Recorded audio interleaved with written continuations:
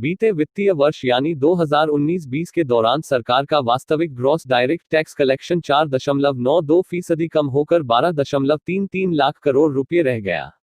इसकी बड़ी वजह कॉर्पोरेट टैक्स की दरों में कटौती, स्टैंडर्ड डिडक्शन और व्यक्तिगत आयकर की छूट की सीमा को बढ़ाया जाना रहा है।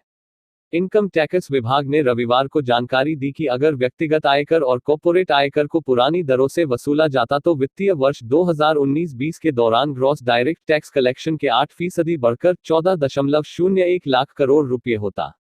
यानी सरकार को यह छूट देने से करीब 1.68 लाख करोड़ रुपये का टैक्स कम मिला। बीते वित्तीय वर्ष के दौरान टैक्स की यह छूट सीधे लोगों और कंपनियों को मिली है। ये हैं टैक्स कलेक्शन के आंकड़े। वित्त वर्ष 2018-19 में सरकार का gross direct tax collection 12,97,674 crore रुपये रहा था। केंद्रीय प्रत्यक्ष कर बोर्ड (CBDT) ने कहा है कि यह एक वास्तविकता है कि 2019-20 में शुद्ध डायरेक्ट टैक्स कलेक्शन 2018-19 के मुकाबले कम रहा, लेकिन इसका अनुमान पहले से था। इसकी प्रमुख वजह 2019-20 के दौरान ऐतिहासिक टैक्स सुधार करना है, जिसके चलते ज्यादा रिफंड जारी किए गए। 5.55 लाख करोड़ रुपये इनकम टैक्स के रूप में मिला। वित्त वर्ष 2019-20 में corporate tax collection 6.78 lakh crore रुपये और व्यक्तिगत आयकर कलेक्शन 5.55 लाख करोड़ रुपये रहा। इस प्रकार 2019-20 के लिए वास्तविक टैक्स कलेक्शन 12,33,720 करोड़ रुपये रहा।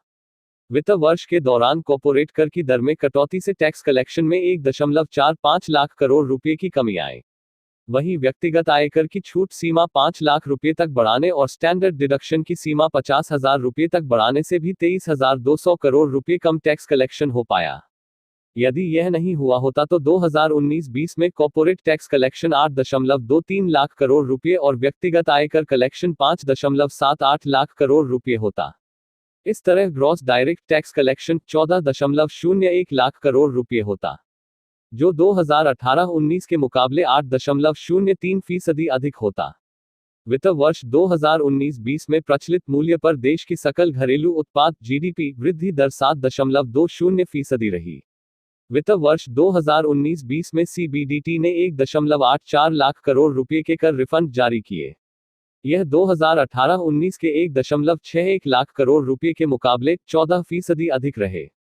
टैक्स से जुड़ी यह राहत दी थी सरकार ने पिछले साल सितंबर में किसी तरह की कर छूट इस्तेमाल नहीं करने वाली सभी घरेलू कंपनियों के लिए टैक्स की दर घटाकर 22% कर दिया था। इस तरह की कंपनियों को न्यूनतम वैकल्पिक कर (MAT) के भुगतान से भी राहत दी गई थी। वहीं किसी विशेष कर छूट का लाभ नहीं लेने वाली नई घरेलू विनिर्माण कंपनियों के लिए कर की दर घटाकर 15% कर दी गई थी।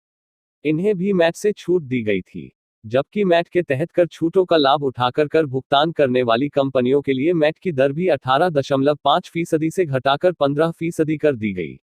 इसी तरह व्यक्तिगत आयकर से छूट की सीमा बढ़ाकर 5 लाख रुपये और स्टैंडर्ड डिडक्शन 40,000 रुपये से बढ़ाकर 50,000 रुपये किया गया था।